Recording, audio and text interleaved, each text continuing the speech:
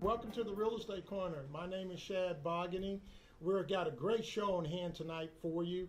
We're going to be talking with Ashley Patten with Patten Law Firm. He's affiliated with the Texas American Title, and we've got his marketing rep here, Glenn Chirac.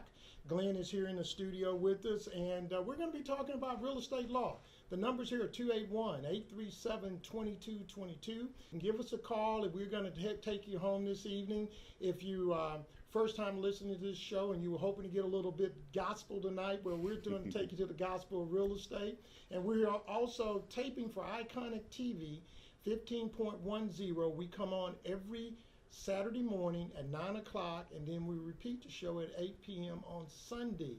My name is Shad Bargaining. I'm host of the Real Estate Corner. This is the longest running radio show on real estate in the city. We are the granddaddy of them all. No one's been on air longer than we have, and we're in our 28th year working on our 29th year. If you're sitting at your office at work, you can go to www.realestatecorner.info, click on the blinking radio tower, and you can get streaming audio. The numbers here again are 281-837-2222. This show is brought to you by Prosperity Bank. The number is 1-844-UHOP. The best loan on the market is Prosperity Bank. And no MI, 600 credit score, 100% financing. No one has a loan that good. My feature home of the week is 2914 Bringhurst. This is a 2-bedroom, 1-bath, completely remodeled, central air and heat. It's located in the 5th Ward area off of Liberty Road. You're 5 minutes from downtown Houston. There's not one property inside the loop as nice as this for $85,000. Nothing. I call it a tiny house. It's 921 square feet, 2 bedrooms, 1 bath with hardwood floors, listed for $85,000 with central air and heat. Nowhere inside the loop you're going to find a feature home like this one here. And for your pleasure, if you want to visit this home, feel free to give me a call at 281-837-2222. Let's move right into our real estate notes before we bring on our guests. Interest rates are holding anywhere between 5.5 is what I'm seeing. The thing to keep in mind that rates are now based on your credit score and the amount of your loan. So if you're financing a home at $75,000, the interest rate's probably going to be a little bit higher. The rates are probably, the fees are going to probably be a little bit higher, simply because it takes the same amount of time to do a $500,000 house as it does a $100,000 house. So that's why you see some difference there.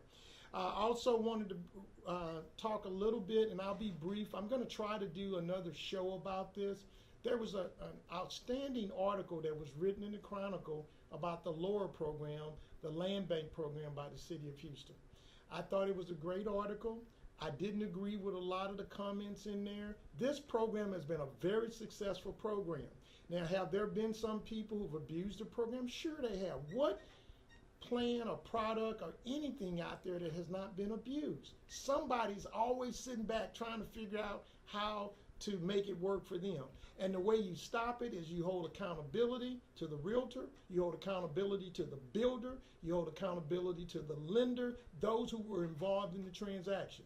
But to say we're not going to do this program anymore, or we need to work this program a different route, I disagree with it. We'll talk more about this, but I want to get into our subject tonight, real estate law. Mr. Patten, welcome to the Real Estate Corner. Hey, Shad, thank you so much for having me. Well, I know you've done radio before, and you've been on several shows. We were, and I know you're a media darling also. And so I just wanted to tell us a little bit about your firm. We've got your marketing rep in here, Glenn Chirac, who's sitting here, and you got a winner there. I just want to tell you. Glenn is a great guy. He needs to be selling real estate, but he understands how to market. So, and that's all. So tell us a little bit about Patten Law Firm. Basically, we've been around since 2001. I've been doing title work pretty much 17 years. We've got 2 offices in Houston, 3 in Austin, 1 in Dallas. We are a closing office for Texas American Title, which basically means that we work as a title company, but you have all the benefits of a law firm. So you got like a kind of a blended in base, because I don't litigate. So I'm out in the office. No one's going to, if you call me, you're not going to be posed and say, I'm sorry, Mr. Patten's in a deposition this week, or he's in trial or something like that, because I'm always at the office, because what I do is title work. So there's very few things in title I haven't seen. Okay.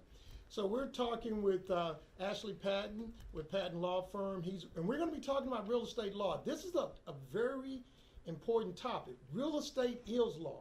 Real estate is politics. I just want you guys to know that. And so tonight we're going to be talking with Mr. Patten about what's going on in real estate. So should a consumer who's looking for a real estate attorney, should they, what word I want to use, should they hire somebody who specializes in real estate law? Could they get their brother who's a criminal attorney, or their sister who practices for a corporation who does law? What would you suggest when consumers are looking for a real estate attorney or an attorney to handle a real estate transaction? What should they do? Oh, well, they either need contact an attorney who does real estate, or contact a real estate attorney. One of the ways, because law is so many segments, so many different types of segments of law. So if somebody calls me and they're in trouble with DWI, I'm going to refer them to somebody else who does DWIs. Okay. And so by all means, hire a lawyer who does real estate law. Now, this is something that's kind of blasphemy from the realtor side of real estate business. Should I hire an attorney to come to closing with me? Or before I write the contract? When should I hire an attorney if I just feel comfortable hiring an attorney? When would I bring this attorney in? When the contract is being formed. Because by the time that you have the contract, you don't need a lawyer. Okay. Because everything's already in stone. Okay. Because, amending a contract is a talent in itself. All right. I mean, so don't pay the attorney to come to closing, because then everything's already done. All right. And so the attorney kind of helps on the getting inside rather than the going outside. And the reason I call it blasphemy in real estate is that attorneys have this tendency to mucky up everything. Well, Right. don't do this, don't do this, don't do this, don't do this. Well, then you don't have a transaction, because you got a buyer or seller on the other side that has to agree to those terms. Mm-hmm. And if it's not where they see it as a win-win situation, they typically are not going to do the deal. That's right. And see, and right now, Texas is blessed with the TREC contract. Okay. I mean, they are changed every 2 years, and they're written fair. So I have people all the time call me and say, Mr. Patten, can you write me a real estate contract? I was like, why do you need me to write your contract? Because the fact finder is familiar with the TREC contracts, and so if you go to a lawsuit, it's going to be cheaper to litigate, because those contracts are fair and they're written and changed and revised every 2 years. The numbers here again are 281-837-2222. You're listening to the Real Estate Corner. You can catch us on 96.9 FM, and you can catch us on 1360 AM, or Saturday morning at 9 o'clock. Right there on Iconic TV. We're also on YouTube. We're doing everything to make sure that you get this information. The numbers again, 281-837-2222. If you're stuck in traffic and you're driving home, where we're here to take you home, the numbers again are 281-837-2222. And this is probably a good opportunity if you have a real estate law question to call in the show tonight, because it would be free. So the numbers again are 281-837-2222. It is that special word that starts with an F. Tonight, the numbers again, 281-837-2222. Mr. Patten, let's talk about the different types of deeds. We have special warranty deed, we have a click claim deed, and we have a general warranty deed. Would you explain to the consumer what the general warranty deed does? A general warranty deed transfers the property and it warrants the ownership. So in other words, if the buyer gets sued, the seller agrees to indemnify the buyer, and the seller agrees to indemnify the buyer. So that's a complete chain of title. So the warranty deed is strong. All right. The special warranty deed. When would I use a special warranty deed? Special warranty deeds are normally used by builders, larger builders, because special warranty deeds basically transfer the title subject to their ownership. So in other words, during the time that they own the property, that's when they insure it. Now, you don't accept a special warranty deed unless it's accompanied by a title policy. Okay. And the reason for that is because if there's a claim, you're going after the title policy, so it doesn't matter if the seller is only warranting the title for the time that they own the property. Okay. Because it's accompanied by a title claim, title policy. So if you have an issue, you go after the title company. All right. So we've got special warranty deed, and I used to see them all the time in foreclosure. So I used to explain them. So what you're telling me, from the time that that bank owned the property, that's why they give a special warranty That's right. deed. That's what the builder says, hey, I bought this land, development, so from the day I've owned it, this is what's going on. That's when correct. you use a special warranty That's correct. deed. Is it any different? We just explained the difference, but is a general warranty deed stronger than a special warranty deed? It is. It is Okay. because the general warranty deed says, "Hey, I am warranting the title from now until from when Texas became a state to now." And so obviously Okay. they weren't alive back then, but Right. it's still they have all the identification language. So it's really they're kind of interchangeably used. Underwriters are okay with either one. Okay. All righty. Let's talk a little bit. Let me check our time. We got good time. Let's talk about quick claim deed, the one that's used like a charge card. Right. Everybody wants to use a quick claim deed. So let's talk about what the quick claim deed is and when do you use it. Yeah, a lot of people call them quick, QUICK, quick, which they're actually quit claim deeds. Now, a quit claim deed is simply, hey, if I own the property, it's yours. There's no warrant or claim, so it's more of an equitable transfer. Now, if you go to Home Depot and you buy one of those $75 warrant, the family law programs, it has a quick claim deed on there because every other state utilizes that instrument. So Texas is one of the few states that says, hey, we're not going to convey this as a warrantable title. So the only time you'd really use a quick claim deed is if you don't know your ownership of the property. For instance, you have an unknown heir. Sometimes those quick claim deeds will hold up because they don't have any idea whether they own the property or not. Okay. But as a buyer, you never want to accept a quick claim deed under all circumstances because if you're going to get somebody's deed, you might as well put it on the right paperwork. Okay. And so, because I've seen them used, say, in a divorce. divorce is sometimes worse. And the wife is still on the loan or the husband, and they're deeding their interests over, and then you take it and record it. But if somebody said, I own the Astrodome, and I give you a quick claim deed to the Astrodome, they got to have some interest for it to hold up. That's Am I right. correct? That's right. All right. But again, if you're talking about the title, I mean, it's just, hey, I'm giving away now. It's all fraud. Okay. I mean, it's all fraud. And so really, if they're giving you a deed to the Astrodome, make sure you buy a title policy because the person who's giving you the deed, doesn't matter if it's a quick claim deed, warranty deed, or a special warranty deed, it won't hold up because guess what? They don't own the Astrodome. No. Guys, the numbers here again are 281-837-2222. We just had a caller on refinance, and I'm sorry we didn't get to you quick enough. Please call us back. The numbers are 281-837-2222, and we'll try to get your question on the air, or you can leave it with our producer, Jermaine Freeman, and let Jermaine send it over to me. The numbers again are 281-837-2222. We're broadcasting from our Bel Air studios, and in the office with us tonight we have Ashley Patten with Patten Law Firm. He's affiliated as a fee attorney with Texas American Title. I wanted to have Mr. Patten here because real estate law is a big issue. It's always a question. This is an opportunity to get a free answer to your question. Numbers again are 281-837-2222. If you have any other questions, don't hesitate to give us a call. We're going to take a quick break and we'll be right back with the Real Estate Corner. And we're going to continue with Ashley Patten, Glenn Chirac, who's in the studio with us, also his marketing guy. We're going to hear to talk. Any questions about real estate law, this is a great opportunity for you to give us a call. I'm your host, Shad Bogany. I'm here every Tuesday from 6:15 to 7:15, talking real estate, trying to help you, the consumer. Be right back with the Real Estate Corner.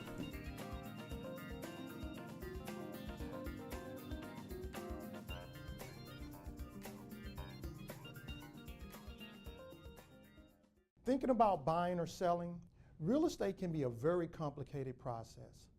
Finding one, how much can you afford? Get survey, put a home on the market, review the net sheets, taxes, advice on financing, homestead exemptions, advice on insurance, what kind of mortgage, inspections, considering offers, negotiations, submitting an offer, how good are the schools, down payment assistance, title insurance, home warranties, closing costs, final walkthrough. These are the pieces of the puzzle of home ownership. I'm the person who helps put it together and the glue that keeps it together. Give me a call, Shad Bogany.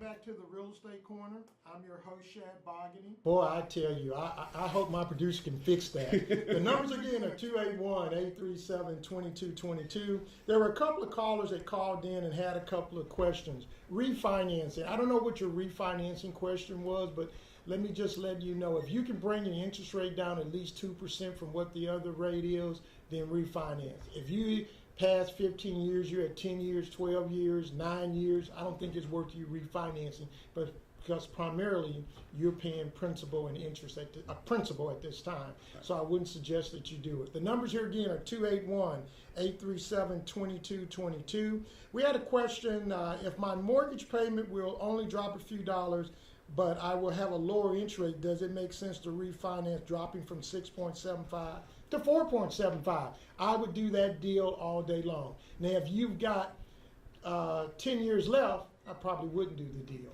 But if you've got 15 years left, I probably would do the deal.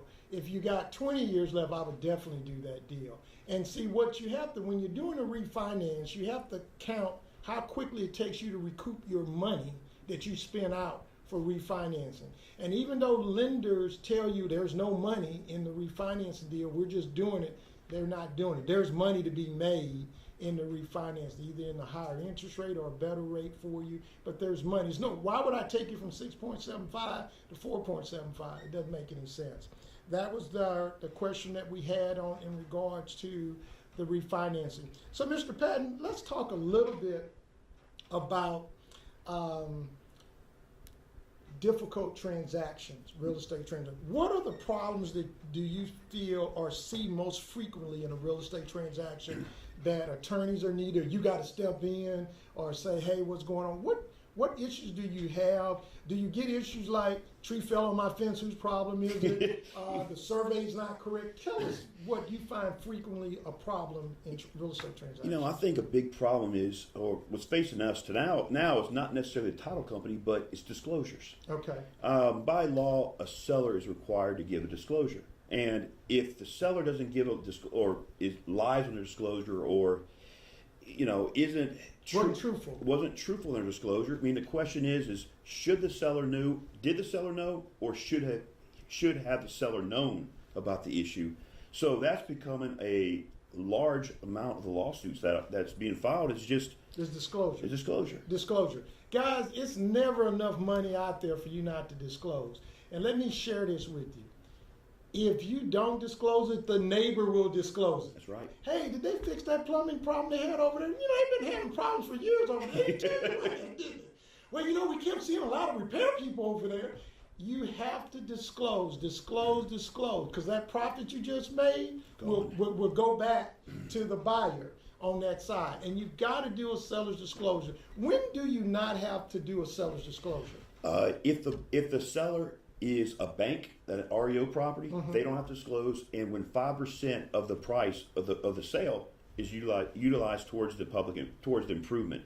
So in other words, if you are buying land, then you don't really have to do disclosure, because you're only disclosing the contents of the property, or the quality of the property itself. And so that's really the only times that you can't disclose. And if you're in that one of the cases, like for instance, it's an executor for an heir, right?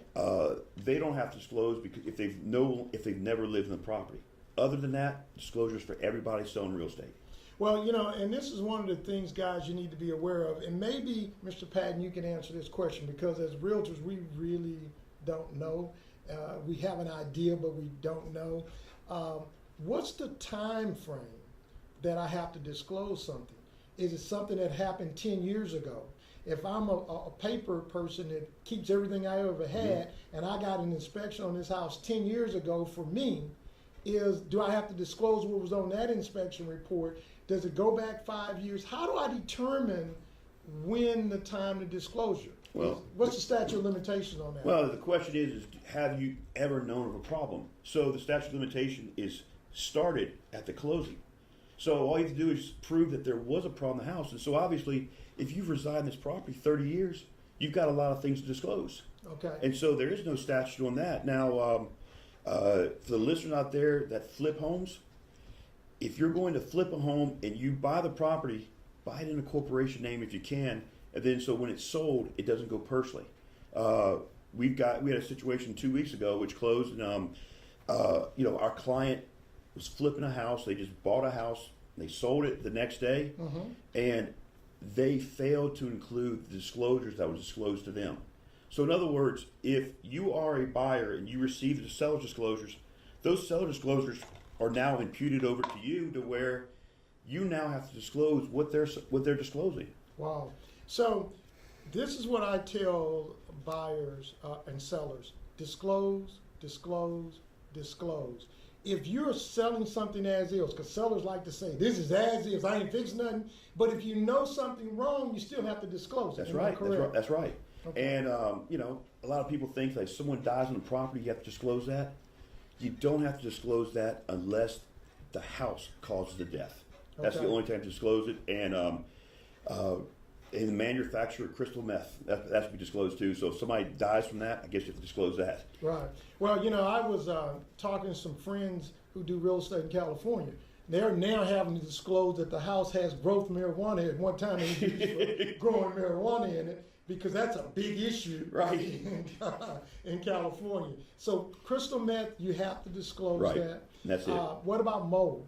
You have to disclose mold. Okay. So if you know mold out there, disclose it. And again, cancerous mold is really the issue. But if you have knowledge of mold there's a possibility that there may be the brown mold. All right. Well, we've got a lot of people who are watching late night TV. Okay. And they're thinking about how they're going to buy this house, rehab. They go over and pay, they pay a flood victim, buy the house.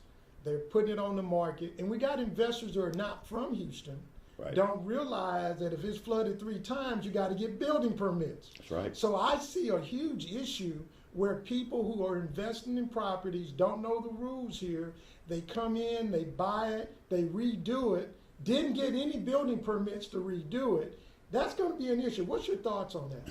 Make sure you get a mold remediation. I mean, it's worth the money for that, because that's where people get hit, because they try to fix the mold themselves. They try to cure the property themselves. And, if you're going to be rehabbing a flood house, make sure you have the experience or partner somebody who has the experience. Because there's a lot of money you can spend out fixing this house up, and then when you go to sell it, the city's not going to give you a permit. All right. I'm going to give you a little free advice for you investors out there. You're buying a house, you're going to flip it. First thing you need to do is go out and get it inspected. That's right. Get an FHA inspection done on the property so it goes anywhere you want to go, and get it inspected, and then do the repairs based on the inspection report. Then you give a home warranty. That's right. Those are the things that investors, this is free, this is another free deal. This is giving you free advice on how to handle disclosures. Disclosures are really, really important. If the house is built before 1978, you need to do a lead-based paint addendum. That's right. You've got to do a lead-based paint addendum. Now, I have a question for you. Gets the disclosure. House is built in 1940. Okay. Burns down. We have, only thing left on that house is the pier and beam that was left. Okay. Everything else is new. So on the tax rolls, it says 1940. Right. Should I say the house was rebuilt in 2010, or should I say 1940 is really not the house that was built, the year it was built, and should I have to give a lead-based paint addendum to something like that? See, I mean, and they're out there. They are. And what I would do is I would take the normal disclosure that's a statutory required, right, and include Exhibit A, explaining all that. Okay. And so, treat the house until the house is completely destroyed. I mean, not talking back down to the dirt, maybe repouring a slab. I mean, it's the same house. It's just rebuilt. Okay. I mean, even though there's no plumbing, only thing you got is the beam. It's still the house. It's the base, it's the foundation of the house, which, arguably speaking, may be one of the most important things. I mean, that's why a lot of people will spend, rip off the roof and make it a 2-story, and spend all this money fixing the house up, where it's still the same house. If it walks like a duck and it quacks like a duck, it's a duck. I mean, so even though the floors are new, everything is new. I just got that beam around the house. I mean, arguably speaking, it's just, in disclosures, it's always being safer on the side. I mean, it's like when you have a car totaled and then you fix the car once it gets totaled. I mean, it's a rebuilt car, but it's not. Right. I mean, so it's just a foundation that's built. So with disclosures, I would go with the conservative side. And, insurance, a lot of times the insurance company will bill that as a brand new house, but insurance disclosure are two different things. All right. Let me share this with you when we're talking about people flipping homes. Okay. What happens when we flip this house and everything has been disclosed and they did not tell, they've kind of didn't go through the plumbing. They only fixed half the plumbing. They need to disclose they've only fixed half the plumbing, or they've only done part of the electrical. What you're telling me and what we should be telling everybody is that they need to disclose. Disclose. And guys, I'm putting a lot of emphasis on this seller's disclosure because he just said that's the number one issue out there in lawsuits and things of that nature. You've got to go out and disclose what's going on with the property. And we're going to see more disclosure lawsuits because all this flooding, all the properties. I'm going to share some more advice with you. If you got a 1/16 of an inch water in your property, it flooded. Okay? So you have to disclose that. Without a doubt. Right, because if you don't, somebody's gonna, did he tell you that he had removed the sheetrock in that room? And so it happened. So I just think people really need to understand that disclosure. It's amazing. A puddle is the same thing as an ocean when it comes to a house. Okay. I mean, because the way the sheetrock takes in water, I mean, if it's a 1 inch versus 2 feet, it doesn't matter. The house is flooded. All right. What are you seeing on the wholesalers out there? I was watching TV the other day and this guy comes on, are we going to teach you how to wholesale properties? And I'm thinking, wow. And I'm listening, I give you that free information. I do listen to my show. What are you seeing out there in wholesales? We're beginning, I know in California there's been some lawsuits going on there. In some other parts of the state, I've seen some of those lawsuits happening on wholesalers where the realtors are representing their realtors, and they come in and find they bird dog someone, bird dog the property and turn around, got you to agree to a price, then went over here and did the deal with somebody else and then did some assigning. What are you seeing on that? Well, we handle a lot of wholesaler business. I mean, it's just right now, I mean, I tell everybody, hey, when I die and come back, I want to come back as a wholesaler. Because they're out there, they're knocking on doors. I mean, they're making things, a lot of happening. Now, right now, the Texas law allows it to be done, but it's only a matter of time before it's going to be shut down because, realtors have a wonderful lobbyist base, on the best in the state. Right, in Tree Pack. And I mean, and it's just, I'm surprised it's been going on as long as it has because... Well, the legislature doesn't start till January. Well, so it may be stopped. Yeah, it may be stopped come January. Yeah, so, I mean, but they are, they are not regulated. I mean, so... Does a wholesaler, and I don't know this, but maybe I should the guy who's bird dogging, does he have to be licensed? No, not at all. See, now the law, there was a recent amendment in the law which came out and stated that in the wholesale contract, it has to state that, or when they're signing the wholesale contract, it has to state that they're just signing a right, basically an option. That is not the sale of real estate business. So the wholesalers, they have to disclose that on the contract that they put in and represent themselves that they are not licensed brokers or not licensed agent. Right, they're just purchasing the property and then they're assigning. Now, I've heard some title companies say, we don't want any businesses being assigned. Have you heard the same thing? It's new, and a lot of title companies, they just work old school, and they don't handle subject to transactions. They don't handle double closings. They don't do the buyer and seller statements, which, a lot of title companies would do that. We do all that. I mean, we do close a lot of subject to deals, which are, where you purchase the property with the mortgage still intact, and you basically... You move that from Schedule C, which is exception. I'm sorry. Oh, my bad. Okay. My bad. I see that on TV. Yeah. Okay. You move that into an exception, and you just insure around that, so you're insuring the existing mortgage still in place. All right. We're talking with Ashley Patten and with Patten Law Firm. Ashley, give your phone number out. How people can get in touch with you. It's 713-621-5808. Again, 713-621-5808. or you can email me at Ashley, ASHLEY, at PLFPC.com, which is short for Patten Law Firm Professional Corporation.com. All right, we've got Ashley Patten here in the studio with us. We're going to take a quick break. Guys, if you're looking for a great loan, you need to call Prosperity Bank. That's 1-844-YOU-HOPP. Now, you may say, Shad, why are you pushing Prosperity Bank? Because it's 100% financing. You don't have to be a first-time home buyer. They do a 600 credit score, and there's no MI.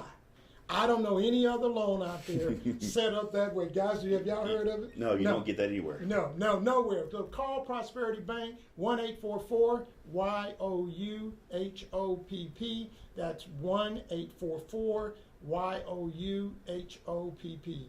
We're going to take a quick break. We'll be right back with the Real Estate Corner. We've got in the studio with us Ashley Patten. We're talking real estate law. And when we come back, we're going to deal with what's in a title policy. We're going to talk about title commitment. The numbers here again are 281-837-2222. That's 281-837-2222. We'll be right back with the Real Estate Corner.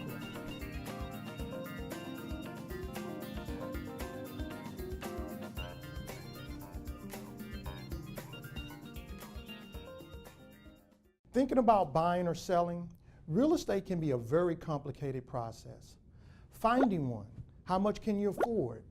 Get survey, put a home on the market, review the net sheets, taxes, advice on financing, homestead exemptions, advice on insurance, what kind of mortgage, inspections, considering offers, negotiations, submitting an offer, how good are the schools, down payment assistance, title insurance, home warranties, closing costs, final walkthrough. These are the pieces of the puzzle of home ownership. I'm the person who helps put it together and the glue that keeps it together. Give me a call, Shad Bogany.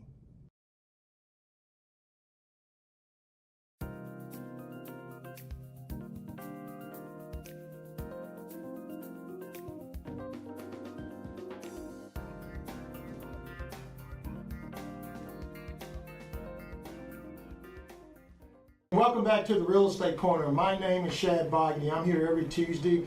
We've been talking about real estate law tonight with Ashley Patten with Patten Law Firm, Texas American Title affiliation. The numbers here again are 281-837-2222. I mentioned before we took the break, we want to talk a little bit about title commitment and title policies and all that. But I wanted to touch on owner financing. What should a seller be doing to protect themselves in an owner financing? Well, essentially, a seller's got to make sure that everything is protected through a vendor's lien. Now, the old way of doing it, you would do a lease with you do a contract for deed, which basically means that, hey, here's the property that you can stay in, but I'm not going to deed it till you make the payments, till you pay it all off. Mm-hmm. You know, legislatively, it's been kind of done away with the legislature in 2004, which it can still be done, but now it's a penalty for doing it wrong. And so people are actually losing houses. They're getting them for free based on the seller not doing the right thing. That's right. That's right. So, old school thinking he still can do a contract for deed. That's right. And then you know, there's so many rules. Like with nowadays, if you have a contract for deed or if you have a lease with purchase option. Mm-hmm. So in other words, when I will lease you the house and give you a right to buy the house. Mm-hmm. That's considered a lease with option. Now, anytime that transfer is going to be done more than 179 days out the road. Mm-hmm. So, in other words, if 6 months you have an option to buy this property, 6 months by paying $3,500, 6 months becomes executory contract. The house is going to be free and clear. You got to provide a survey. The contract for deed, the lease option, it's got to be recorded. You have to provide a yearly disclosure of every payment that was made. Failure to do that could subject you to the loss of all the payments that you received, $250 a day, liquidated damages. So if I can't do a lease purchase on something that I still have a mortgage on. That's correct. Repeat that again, because I didn't know that. Right. So, if you have a lease, if I give you a lease and you are going to be moving in the property, mm-hmm. and you have a contract or you have a right to buy the property, the house that you're selling or leasing has got to be free and clear. If there's a mortgage on it, it's an invalid contract. Wow. So you've heard this first here on the Real Estate Corner. It's something that, I'm glad anybody called me and asked me that, because I wouldn't know that question. So is wraparound loans gone away? No, wraparounds are You still. still do it, but you can't do it with a lease purchase. That's right. That's right. Okay. Now, wraparound mortgages, say, when I was talking about a subject to transaction, so Right. it used to be called a wrap. Now they just call them subject tos. All right. Numbers again, 281-837-2222. We're talking with Ashley Patten, and we're talking about real estate law here, and he's giving us some great info. I've learned some things here tonight. He's been doing this a while. He understands it. He's a real estate lawyer. He's a specialty, and he owns a title company. So you have how many offices? 7. You have 7 offices. Where are all your offices? I know you mentioned Austin. Yeah, 3 in Austin, 1 in Dallas. We got a Woodlands location now, but 1 in Cypress, 1 in Houston. Okay, all right. So let's get right into what is a title commitment? A title commitment is a promise to provide an insurance policy. Now, when you get a title commitment, it has 4 sections, schedule, or they're called schedules, A, B, C, and D. D just talks about a split. That's where our fees would be showing up. But so you're really concerned with schedule A, B, and C. A is going to have the legal description, which is, property located at 1, 2, 3, 4 Shady Acre is going to be, legally, it's going to be lot 1, block 1 of Sunnyside section, whatever. Legal description just shows where the property is located, and it's going to show your proposed insured. So Schedule A is pretty much just an informative type thing. Schedule B is exceptions, but I'll talk about Schedule B next. Okay. But Schedule C is where everybody first starts to look, where if you're a lender, if you're a realtor, you look at Schedule C, that shows what needs to be cleared up. Now, everything not taken care of in Schedule C gets moved to Schedule B, which is probably the most important section of title commitment that professionals keep forgetting to look at. So it's amazing to me how you would buy a property and not look at what's not included. And that's the way the policy is drawn up. Now, Schedule C has your mortgages. Schedule C has your, if there's any abstracted judgments, any type of liens on the property, that's all on Schedule C. Now, Schedule B shows what's not covered in title policy, so that's where your restrictions, if you can't operate a business on this property, it shows up in Schedule B. The minerals are gone, it shows up in Schedule B. All of that is going to be excluded from being covered. All right. We're talking with Ashley Patten. We've got a question, Ashley, that just came in, and I wanted to hit, and I hope she's still or he's still listening. I want to leave my property to my children. What is the best way to do this? There is a transfer on death deed which just got promulgated. Now, what a transfer of death deed does is I execute the deed now and record it, and when I die, the property is automatically transferred, no probate involved. And So can you pick that up at Home Depot too, that form?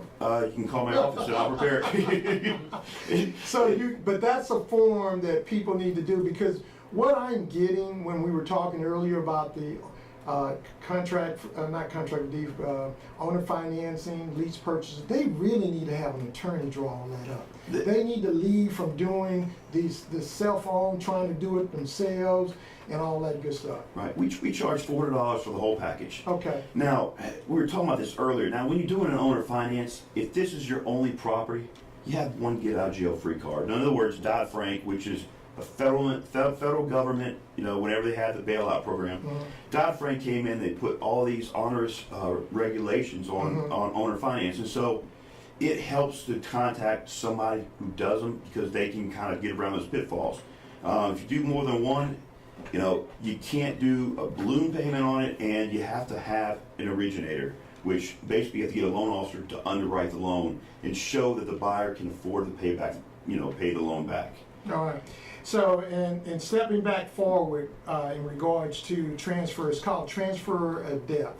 And Yeah. you just simply do the title. Do you record this? You record the deed. You record the deed. So that means I don't have to go to probate court or any of that. So this is why am I correct? Yeah. And another advantage of that is because you've had what's known as a ladybird deed. Now, ladybird deed is basically it keeps your life estate.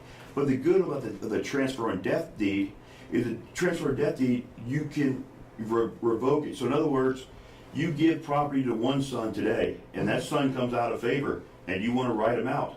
You just record another deed, give the property to somebody else. And the second deed will actually replace the first deed, because that shows the grantor's intent. That's what I like about these documents. And it just came out think within the last 2 years. And so Okay. it's a good program to avoid probate, is to avoid, because you can always leave a will and then have your heirs probate the will. Now, probate is Latin to prove, and so what a probate court's main job to prove the last will and testament of the dead person, that is in fact the last will and testament. Okay. And so the way around that is you can do affidavits of heirship. Now, that's executed by two disinterested witnesses or two people who aren't going to financially gain from the sale. It's corroborated by the heir, usually the buyer, or I'm sorry, the seller. And that is a good way to avoid probate, but you have 4 years by law to probate the will, so most title companies will require the death to happen 6 months ago. I have one underwriter that'll allow it to get around with 120 days, so 4 months, but I mean, that's just only because, you're Anna Nicole Smith type situation where she comes in and offers a will a year later. Okay, so I'm a big proponent. That was another question I had on people doing wills. I found that wills, and especially in my community, seem to be nata grata. I mean, you just seen Aretha Franklin die with no will, Right. And she planned a whole funeral, all her things that she wanted done, but she didn't take time to do a will with the estate that she had. Prince did the same thing. Right. But the thing that bothers me about Aretha, she knew she was going. and Prince did not know that Right. he was going. So, but he still, when you have all this estate and you have heirs and all of this stuff, the will kind of lays out what your wishes are. And I don't understand why we seem to be afraid to do a will. So you've given them an option to do death on property, but you got all the other stuff. Do you do that for every property? Say if I got 10 properties, can I do one for each property? Put it this way, if you don't, then everything goes through intestate succession, which Okay. means that your kids will get everything divided. If you have a wife, she'll get certain percentages, and it's we probably do a whole episode just on intestate rights. Because it really gets involved, and so if you don't mind where the property's going, you don't have a will, because very rarely in Texas does the government ever get the property, because if you don't have heirs, then it goes up to your parents, and from your parents it goes down to your uncles and aunts, and then your brothers and sisters, and so very rare that they don't find an heir. It's just but a will is so much better to do, especially if you want to control your estate. All right, we're going to take a 10-second ID break. We're going to come back because I want him to explain about the wife survivorship. That's a real big deal. We're going to take an ID break and be right back with the Real Estate Corner.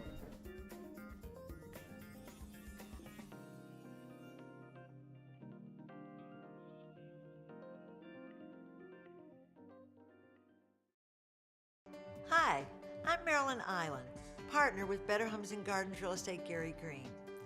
Thank you for considering us to market your home for sale. I can proudly tell you that we have consistently, year after year, sold more homes than any other Houston brokerage. A marketing plan is truly successful when it does more than just sell your house.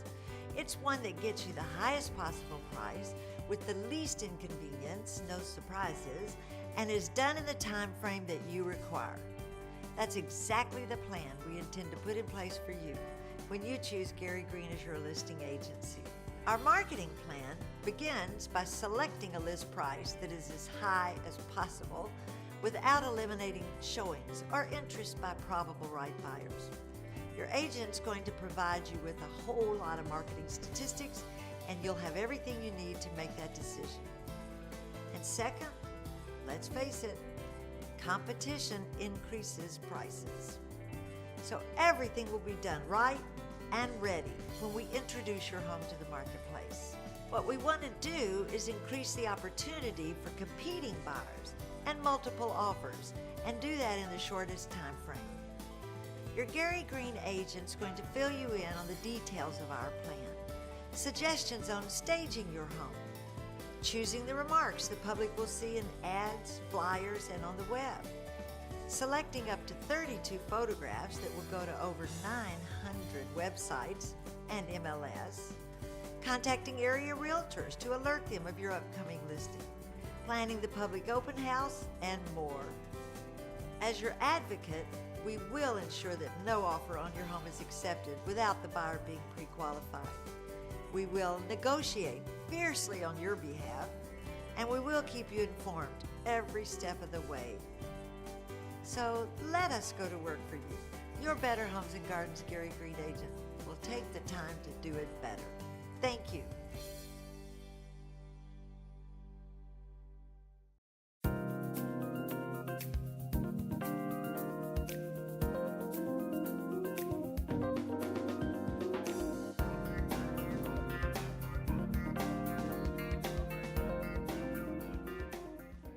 Welcome back to the Real Estate Corner. I'm your host, Shad Bogany. We're in our last segment of our show. The numbers again are 281-837-2222. If this is your first time listening to the Real Estate Corner, we try to bring expert guests in, like Mr. Patten, to talk about what's going on. This is things that actually affect you every day. So one of the questions I had before we took the break with Mr. Patten was, let's talk about wife's survivorship. They changed the law a couple of years back, 5 or 6 years back. So I'd like for him to explain the right of survivorship for a spouse. And I know some of you are going to laugh, but those who are not married, but been living together for a long time, common law marriage, do you have any rights? So I'm going to turn it over to Mr. Pat. Okay, two big questions there. Number one, if you have what's known as once you buy the property, everything you buy during a marriage is community property. Right. What inception and title rule says that what's yours before the marriage is still yours after the marriage because that's separate property. Okay. Now, when you marry or when somebody marries somebody who owns a property, they move into their house. Mm-hmm. If that person dies, that becomes the spouse's survivorship, which a homestead survivorship rights, basically they can treat the property as if they were full-fledged owner of the property. And So does that mean that if my husband died without a will, does that mean that my kids no longer have stake in that property? Well, they have the beneficial interest, but they don't get the beneficial interest until the person either dies. You know, the stepmother would either die or B, abandons that homestead for 2 years. Okay.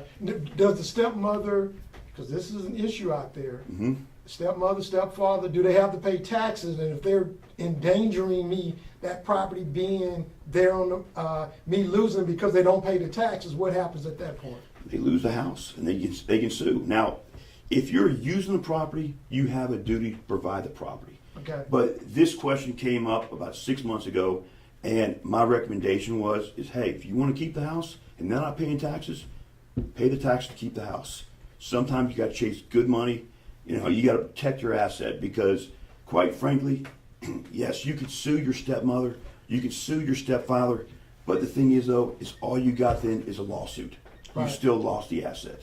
Right. And so, you know, take them to court because they have a duty to pay it, but, you know, they're not going to always do the right thing. All right. This is the question that I've gotten. I get emails on this question. I get calls on this question all the time. I've been paying the taxes on this property. And my other brothers and sisters are not paying the taxes on the property. Can I take over this property because I am paying the taxes on it and I've been paying the taxes on it, let's say for 10 years? Is this property rightfully mine? Unfortunately, no. Okay, let's hear it again. 'Cause I don't think some of them have heard this, right? I mean, just because I pay the taxes for somebody else's benefit doesn't mean I own the property. Because Okay. the person who owns the property, I mean, they're getting something for free. So now, if you have heirs and you have several brothers and one person pays the taxes, now maybe the other brothers and sisters, maybe they take care of something else. Maybe they take care of the parents. And so whenever you have a family type situation, it's hard to prove a claim for adverse possession. Now, adverse possession is when you take over a property. You do it openly, notoriously, hostilely.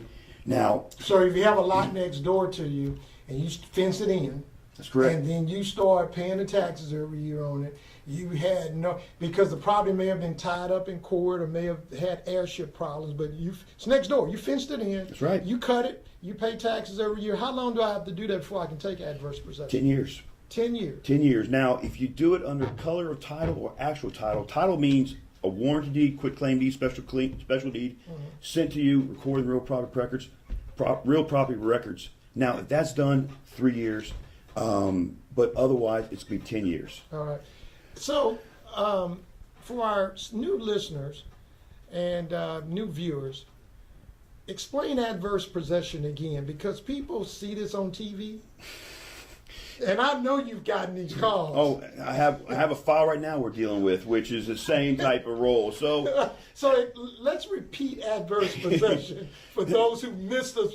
They left out the room or they got out the car for some reason. or they haven't been watching the paper. Right, so right. adverse possession, a lot of times it involves the squatter. So when you have somebody comes in the house, isn't invited, just walks in the house, changes the locks, and then goes in there, plops down, and sets up residence. Now, if they do it openly, so in other words, you fence in the property, you're advertising to everybody that, hey, you're taking over this property. Now, adverse possession, be careful when you do that, because remember, you're breaking and entering. And so just because you say that, hey, I'm taking over this property, doesn't mean it's yours to take over. Right. So obviously, if I go into your house tonight and I plop in, and embarrass you and your wife and says, hey, this is my house, you're going to have me arrested, which it could be criminal element involved in it. So, a lot of people out there think that, that they hear a story up in Dallas where this guy... for foreclosure. That's right. That's right. So you look at the paper, I think we're going to move over here. That's right. I mean, you can't do it in Texas. I mean, but there are certain times, for instance, if you put a fence 2 feet on your own property line, what happens after 10 years? Wow. Your neighbor actually owns the property next to you. So, when you get a house, make sure the fence is in the right place, because if it's a foot in just because you don't like neighbors, your neighbor's going to have that extra foot of distance, because that's under adverse possession. All right. Numbers again, 281-837-2222. We've been talking. Mr. Patten, give your phone number out again. Yes, it's 713-621-5808. All right. He's a title company with Texas American Title, and he's a real estate lawyer, so you kind of get both ends of it. And I wanted him to come in today and talk about real estate law. The numbers again are 281-837-2222.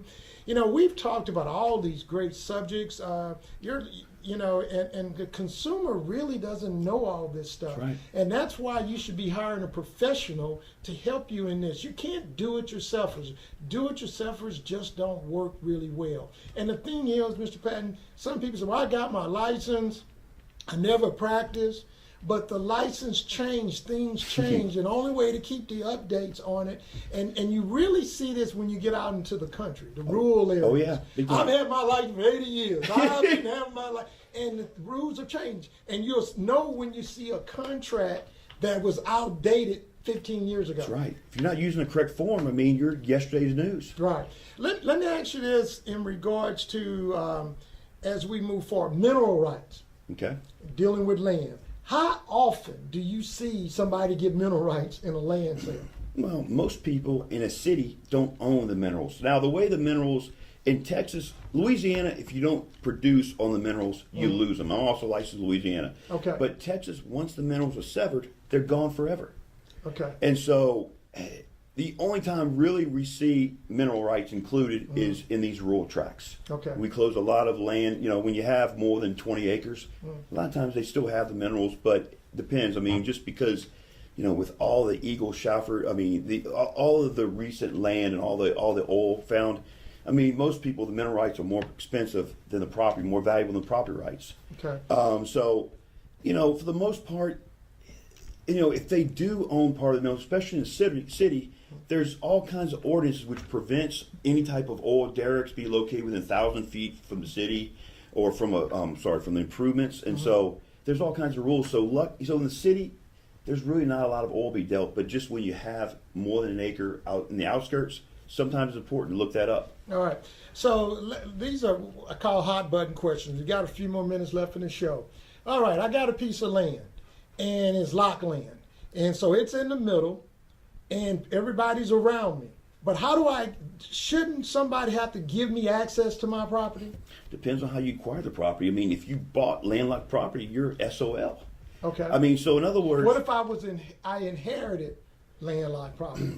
Well, you only inherit the rights that you can. So in other words, if I landlocked myself because, I didn't know what I was doing because I didn't hire a professional, then when I die, my kid's going to have the same problem that I had. So in other words, landlocked property can't be done as long as it's involuntary, being involuntary landlocked. But if you go out there, someone sells you a landlocked piece of property, and then you buy it, you can't force those people around them to give you access to it. Right, because it's not their rights. I mean, it's not your right to have access, and so make sure. See, I didn't know that. I thought if my property was plotted out in the middle of something, that you had to give me access to it through an easement or some sort. You're saying no? Well, I mean, if the seller doesn't live there, so in other words, if the seller is carving off a piece of his property, but that's not the time that it's landlocked. Normally, it's landlocked in people just going out there, for instance, buying a tax sale without looking at location. A lot of those properties are landlocked. I mean, because there's a reason they're at the tax sale. There's a reason at the tax sale because they're not useful. I mean, then they become a helipod. That's right. That's right. Flying your helicopter. Or part of the train track. Right. I mean, a little sliver of property that doesn't do anybody good. So I had one client who asked me about that. I was like, hey, talk to your neighbor, see if the neighbor wants to buy it, and because the neighbor on the other track is the only person that could use that property because it adjoins his property. So, and that rolls in, and I'm sorry I didn't have this on my list. Tax sales. Okay. Tax sales. We've got a caller holding. Let's go ahead and take this caller. Cynthia. Well, so let me repeat what you just said, Cynthia. He owns a piece of property that he wants to sell. Does he have kids from a previous marriage? Okay, but he wants to sell the property, but the kids don't want him to sell. Okay, so how does he resolve that, Mr. Patten? Wait, now, so your husband got the property from his parents? Oh, so he bought the property, but so he owns the property individually. And so his kids or the kids from the earlier marriage are trying to exert ownership on that? Right, so your husband has a right to sell the property if he owns it. I mean, maybe I'm not understanding the question. What's the issue with him selling the property if he's already owns the property Right. and it's in his name? How does the kids have access to it? Has he done a will? He has done a will. So basically, I got it now, Mr. Patten. The deal is that he's sick right now. Okay. Gave his wife power of attorney. Okay. He says, hey, I want to sell this property. Could be because he needs the funds to continue on. Right. With what's going on with him, and the kids are saying, no, he promised to give us this property. You can't sell it. They don't really have any rights at all. They don't have rights at all. I mean, none at all. Now, the power of attorney, basically, you are his agent in fact. So you are his attorney in fact, and so you have the right to follow through with his instructions. Sorry, that's the second time I hit your mic. You have the right to follow. You have the duty to follow through his instructions. Now, power of attorney should be ratified. So when you take this to a title company, the title company is going to contact your husband and says, hey, here's a power of attorney. Is it still valid? Is it still, or has it been revoked? They speak to your husband, and that's all that needs to be done. So the kids don't have an interest in the property because he hasn't passed yet. And so it's not their property. They don't have a right to the property until it happens. Thank you. Guys, we're out of time. You've been listening to the Real Estate Corner. We've been here with Mr. Ashley Patten, and he's been working with us and talking real estate. Like, you've got to come back. Hey, it's fun. I love to be back. Yeah. I mean, it's just fun. I mean, I cannot believe an hour went by that quickly. And I don't have all the answers. This is real estate law. My job is to buy and sell and help you make that happen for you.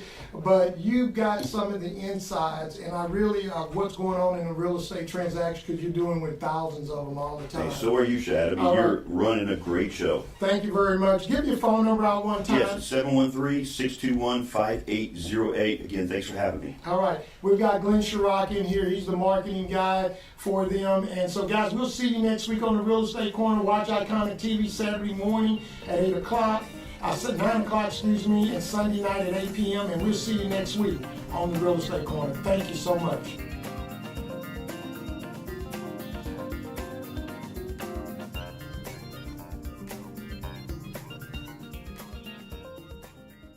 Thinking about buying or selling, real estate can be a very complicated process. Finding one, how much can you afford? get survey, put a home on the market, review the net sheets, taxes, advice on financing, homestead exemptions, advice on insurance, what kind of mortgage, inspections, considering offers, negotiations, submitting an offer, how good are the schools, down payment assistance, title insurance, home warranties, closing costs, final walkthrough. These are the pieces of the puzzle of home ownership. I'm the person who helps put it together and the glue that keeps it together. Give me a call, Shad Bogany.